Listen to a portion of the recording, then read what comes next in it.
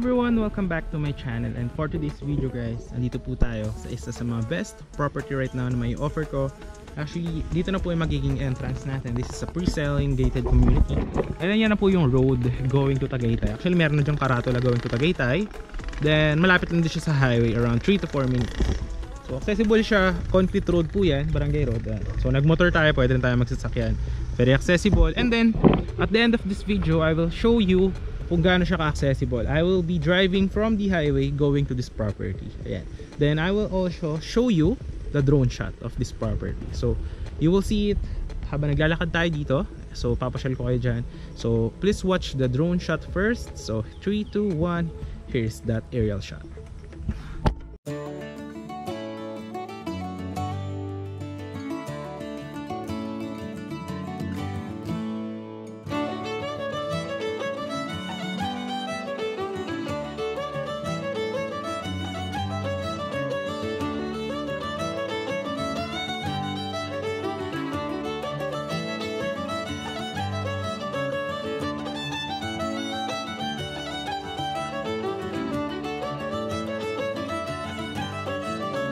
So this one will be a concrete road, 8 meters wide, no?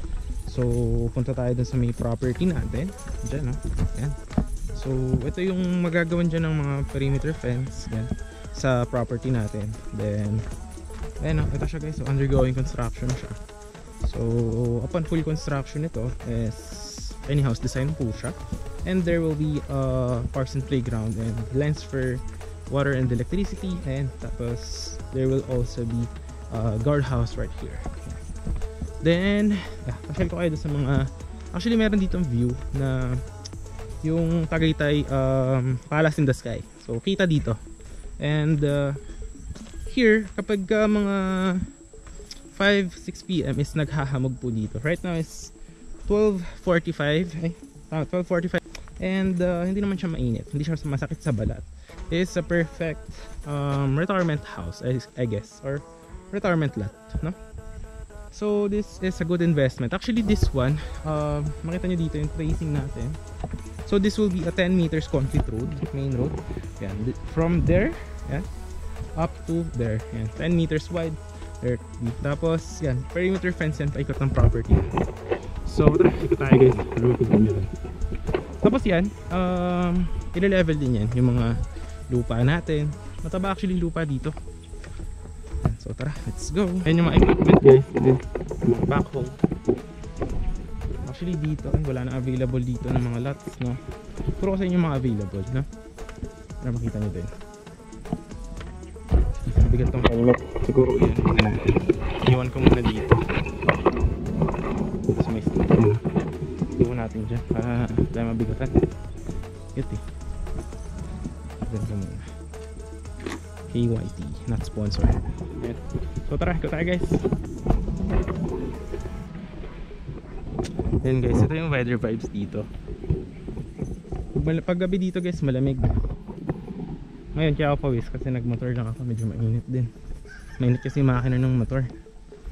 So malapit tong property actually. Tapos ito yung 10 meters na road, yan. Tapos Palace in the Sky doon, yung view. Actually dito may available lots pa dyan eh, dito. Yan. Tapos around there yan, may mga available lots din dyan. Kita nyo naman na itong property, napakasaliwa ng hangin. Ay doon sa mga iba pang available. Ay, para pala makita nyo muna ano ba itsura nitong property natin, kasi this one is a pre-selling one. So sample lang ko kayo ng mga drone shot ng mga finished constructed natin ng mga property. So I will show it on this video in 3, 2, 1. Here is the finished projects.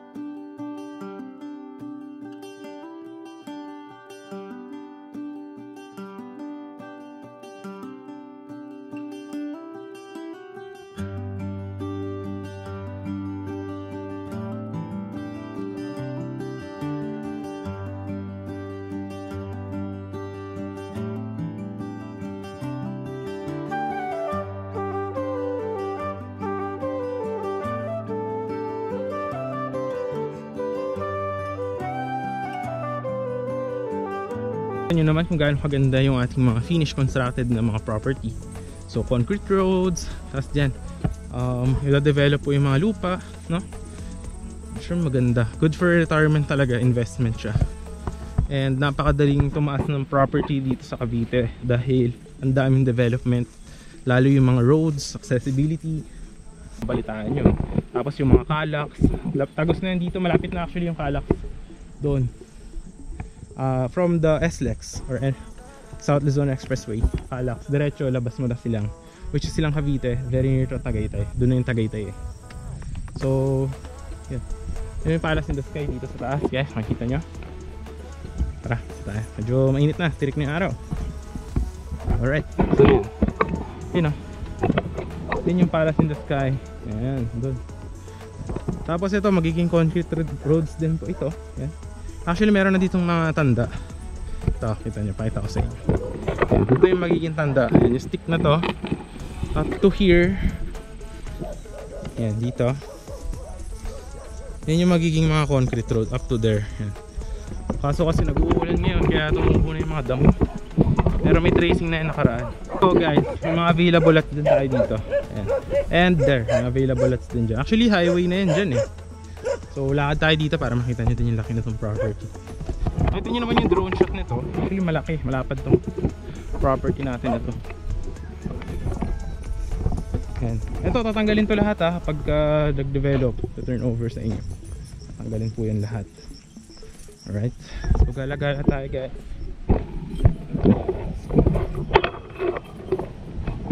Dito banda yung magiging parks and playground. Banda dyan po yan, doon sa may puno na yan. Here may available. So marami tayo dito guys. So ito may available din dito. Dito corner lot to eh. Kaso laki na ng damo kasi nga anuhan yung mga ulan. So ang taba kasi na lupa dito kaya mabilis siyang tumaas. Ano natin. So, tara lakad-lakad tayo dito guys. Ito magiging concrete road yan ito. Yan up to there. Hindi lang kita, ayun ko kita sa camera pero dahil magkakaroon dyan ng roads. Tapos dyan available din dito perimeter fence na yung sa likod niyan na ang height is around 2 meters. Actually dito sakop pa rin yan ng property hanggang doon sa dulo. Ayan, okay. Kaso hindi pa siya kita masyado. So ayan guys, tuloy-tuloy tayo dito mag-ikot. Pakita ko pa sa inyo ang lambot ng lupa, ang ganda, taba. Ayan guys, ito magiging concrete road din to. Ito ile-level pa to yung lupa. Kita nyo naman gaano sa kataas, di ba? So ayan, ito yung palatandaan yan, concrete road up to here. May stick dito eh. Ayun o, doon. So i-clear out din to. Actually clear out na to nun eh, kaso mataba kasi lupa dito. Mabilis tumubo yung mga tabo. Pero once na mag construction ng concrete, hindi na siya matutubuan. Yan o, hanggang dyan yun guys oh. Tapos yan, syempre mababa siya, i-level din yan. Actually taas agad ng doon. So yan. Tapos may concrete road dyan, padiretso doon. Yan, may tracing na yun eh. Dito may available lots pa dito. May available lots pa dyan. 150 square meter, may 200, 250. Dito yung magaganda. Dito matalas-talas din oh. Tingnan natin guys. Para makita nyo din. Kita nyo na yung view. Kita nyo? Dito may available din dito guys. 150 square meters. Lakad pa tayo guys. Let's go.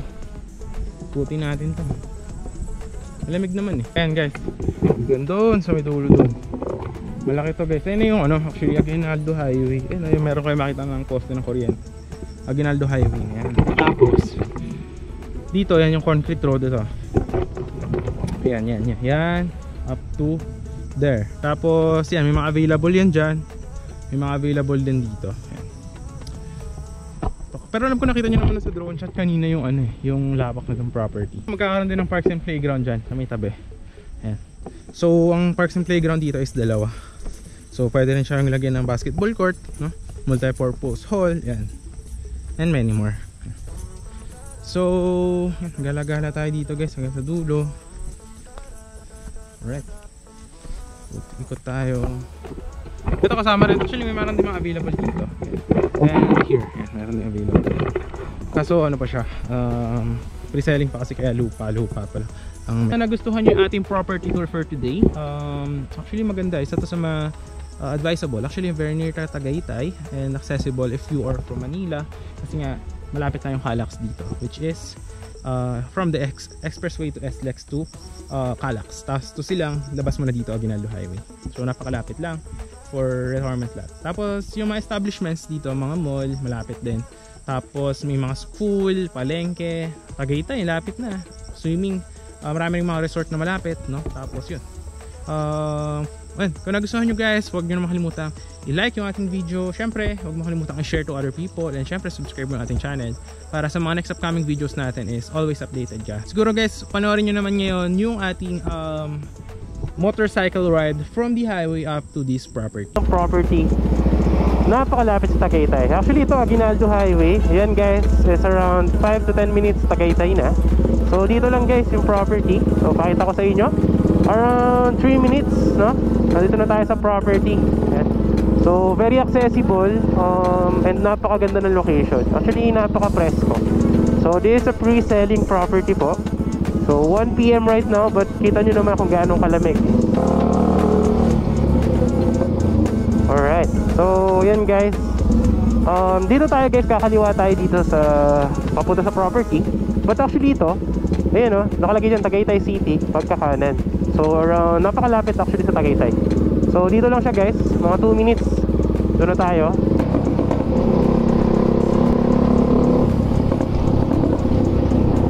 Ayan, tatunglat kasi yun.